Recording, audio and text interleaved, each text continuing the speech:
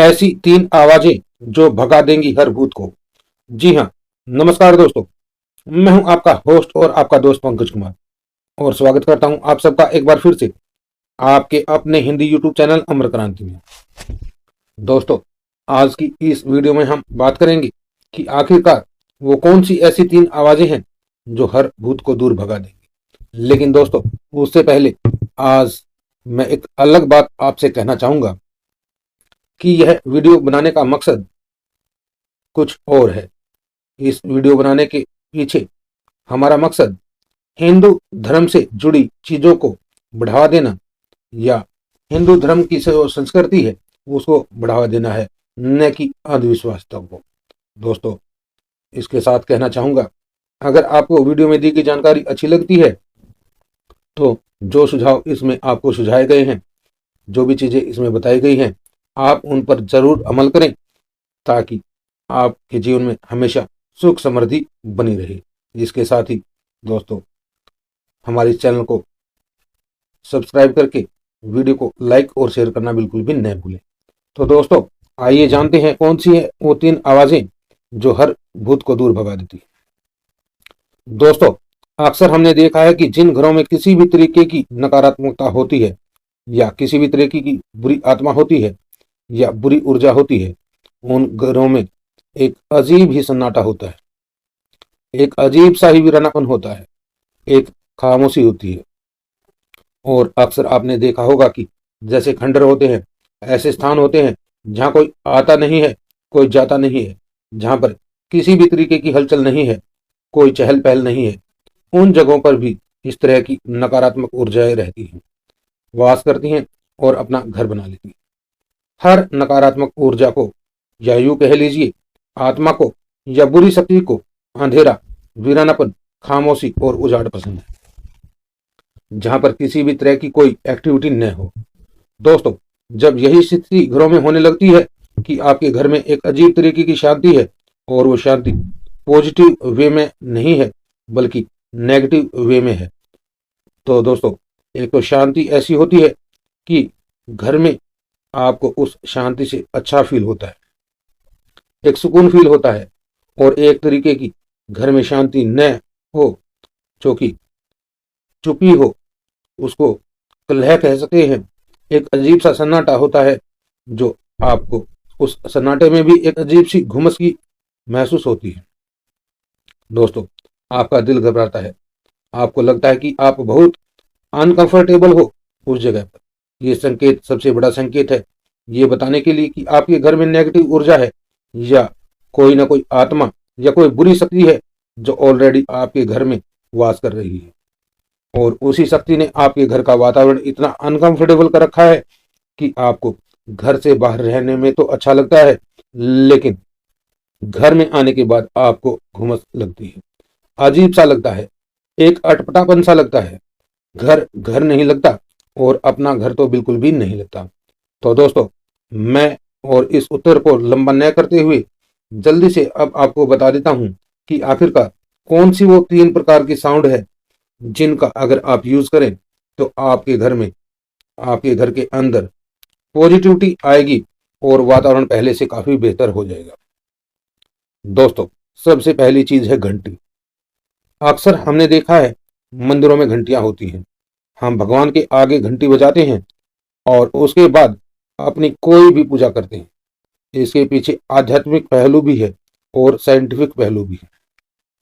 दोस्तों, घंटी से एक तरीके की ध्वनि निकलती है, वो ध्वनि इतनी सकारात्मक होती है, इतनी ज्यादा पॉजिटिव होती है कि किसी भी तरीके की नेगेटिव ऊर्जा को भगाने में उसका अहम रोल होता है।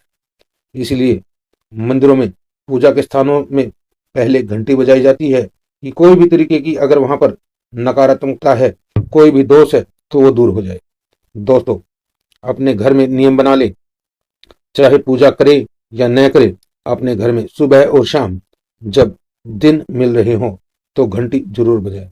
और अगर आप घंटी बजाने के बाद भगवान के आगे एक गायत्री मंत्र ही कर ले खाली, तो वो भी बहुत ही बढ़िया चीज है। दोस्तों, दूसरी तरीके की साउंड जो है वो साउंड निकलती है शंख से। जी हाँ दोस्तों, बहुत कम लोग होते हैं जो शंख का प्रयोग करते हैं, क्योंकि ज्यादातर लोगों को इसके बारे में पता नहीं या शंख बजाना आता नहीं। और मार्केट में सबसे बड़ी दिक्कत है कि डुप्लीकेट शंख बहुत मिलते हैं। और आजकल लोगों के पास इतना ज्यादा उनके अंदर अंतर्मन में लालच आ गया है कि वो कुछ भी चीज बेच देते हैं शंख बोलकर। बोल देते हैं शंख बजता है और शंख बजता नहीं है। तो वो आपको मेहनत खुद करनी पड़ेगी, देख परख कर शंख खरीदना पड़ेगा, वो शंख जो बजे, बजने वाला शंख। और शंख बजाना नहीं आता तो शंख बजाना भी आपको सीखना पड़ेगा। दोस्तों, शंख बजाना आप किसी भी मंदिर के पुजारी से सीख सकते हैं। आप उसको दान दक्षिणा दें तो वो आपको जरूर शंख बजाना सिखा देगा। वो शंख बजाना भी सिखा देगा और हो सकता है कि आपको या आपके लिए वो शंख मंगवा भी दे, क्योंकि मंदिरों में अक्सर पूजा का स्थान ऐसा है कि वहां पूजा की सामग्री आती ही रहती है। शंख, अगरबत्ती, घंटियां, ये सब चीजें वो लोग परचेज करते हैं, खरीदते हैं और लगातार ये काम जारी रहता है। उन्हें सोर्सेज भी पता होते हैं जहां से सही और ऑथेंटिक चीजें आपको मिल जाएं। दोस्तों, तो शंख की ध्वनि इतनी ज्यादा पॉजिटिव होती है।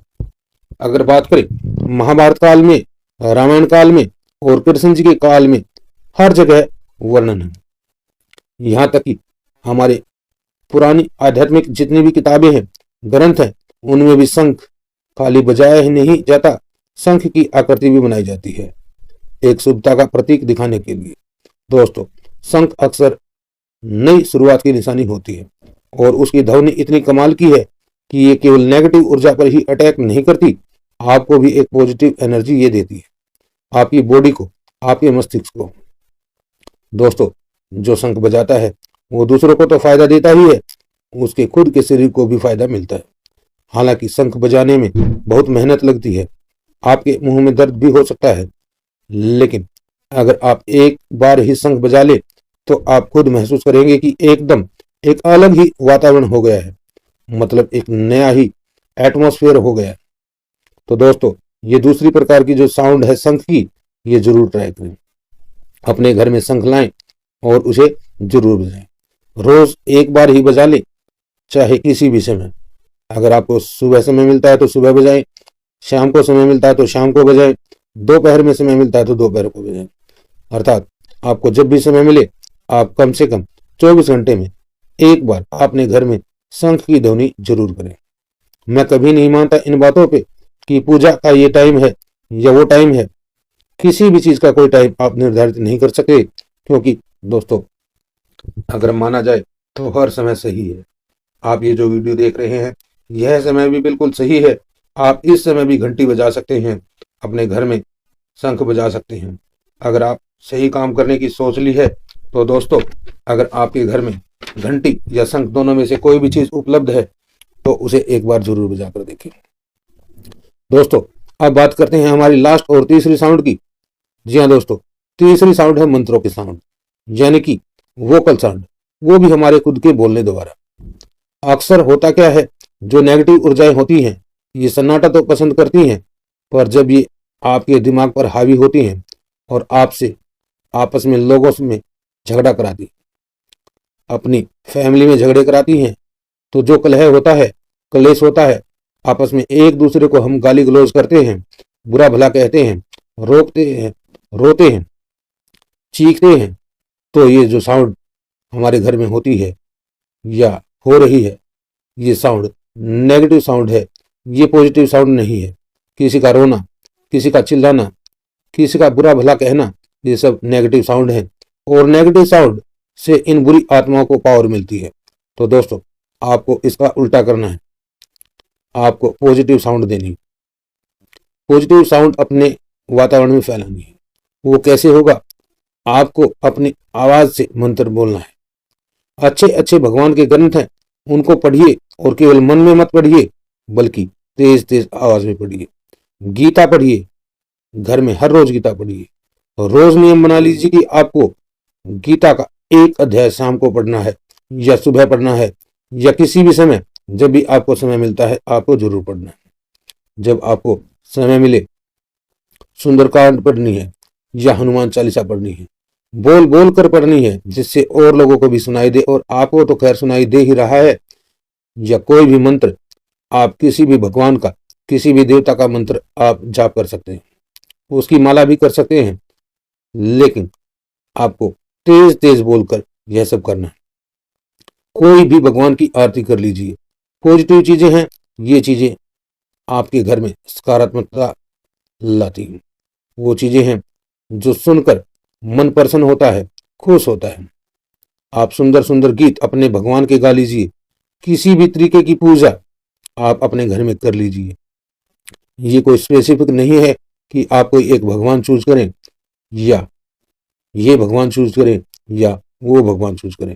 दोस्तों, हर ईश्वर, हर शक्ति, जिस रूप में आप भगवान को ध्याओगे, उस रूप में वो चले आएंगे। और दोस्तों, वो चलकर आएंगे सिर्फ आपके लिए। दोस्तों, ये चीज कोई मैटर नहीं करता कि आप किस धर्म के हो, आप चाहे क्रिश्चियन हो। यहाँ तक कि मैंने क्रिश्चियन की पोएम और उनकी जो प्रेयर है वो भी सुनी है, मतलब कमाल का है। दोस्तों, हम लोगों ने, सियासी लोगों ने और पॉलिटिशियन ने भले ही लोगों को डिवाइड कर दिया हो, मगर आप ट्राई करेंगे, डिफरेंट डिफरेंट धर्म के लोगों की प्रेयर सुनेंगे, अलग अलग लोगों की जो प्रार्थनाएं हैं वो सुनेंगे, उनके मतलब सुनेंगे, उनके सार सुनेंगे, तो आप खुद कहेंगे कि हर इंसान एक है, हर धर्म एक है, हर चीज एक है। हर कोई बस अपने फॉर्म बदल रहा है। हर किसी ने अपने हिसाब से भगवान की जो भगवान का जो अर्थ है उसको बदल दिया है, उनके रूप बदल दिए हैं। लेकिन अल्टीमेटली हमारा जो एंड है, हमारा जो अंत है, जो कंक्लूजन है, वो यही है कि हे भगवान, हे ईश्वर, हे अल्लाह, हे जीसस, हे गुरु नानक, जो भी हो आप, जो भी सुप्रीम पावर है, वो हमारे को शक्ति दे, हमारे को प्रोटेक्ट रखे, हमारी सुरक्षा करे, हमारी फैमिली की, हमारे परिवार की रक्षा करे, बुराई को दूर करे, हमें अपनी पनाह में ले लो, हमारे पापों को माफ करो, हमें सही रास्ता दिखाओ। हर कोई यही चाहता है। तो आप इस तरीकों को, तो आप इस तरीके से प्रार्थना बोलकर करें। अगर आप सिंपली या साधारण से भी बोल देंगे कि हे ईश्वर, हे परमेश्वर, हे भगवान, मैं आपकी शरण में आया हूं, मेरी मदद कीजिए, तो दोस्तों, आप कदम कदम पर पाओगे कि भगवान, ईश्वर, परमेश्वर हर कदम पर आपका साथ निभा रहा है, आपकी सहायता कर रहा है।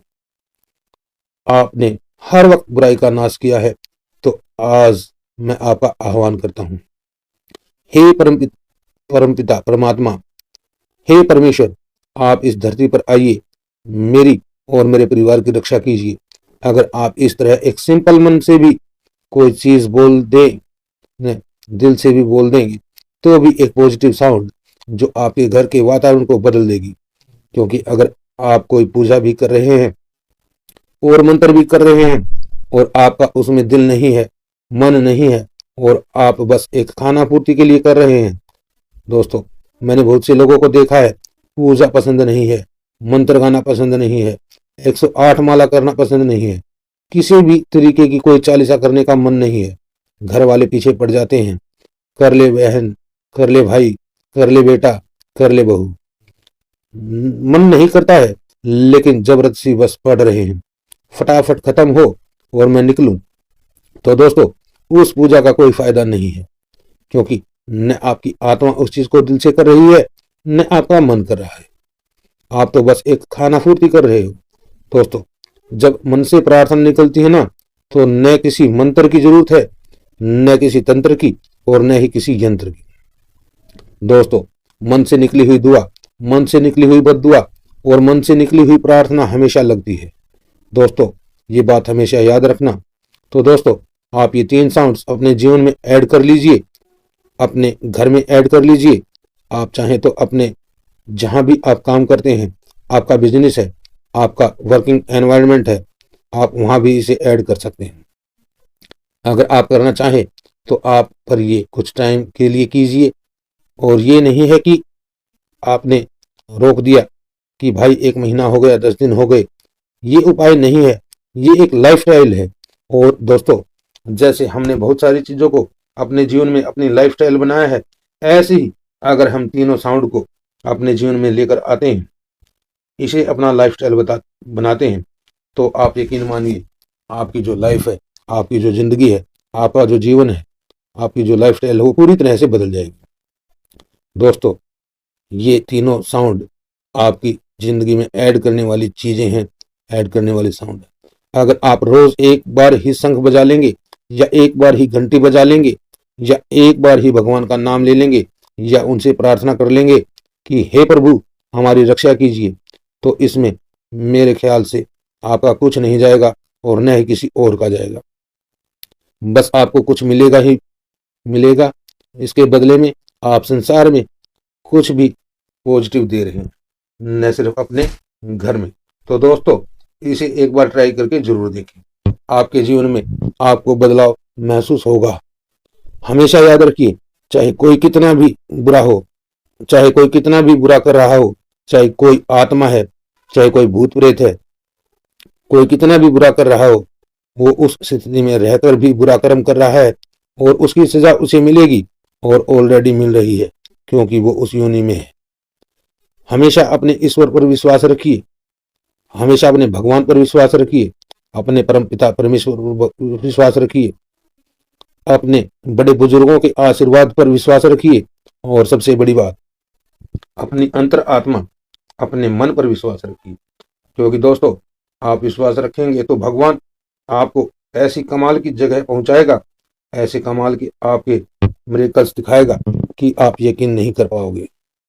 दोस्तों, वीडियो में दी गई जानकारी से अगर आपको लाभ होता है और आपको जानकारी अच्छी लगी है, तो वीडियो को लाइक करके शेयर करना बिल्कुल भी न भूलें। बहुत जल्द मिलेंगे ऐसी ही एक नई वीडियो, एक नई जानकारी के साथ। तब तक के लिए आप सभी को हाथ जोड़कर इस पंकज कुमार की राम राम।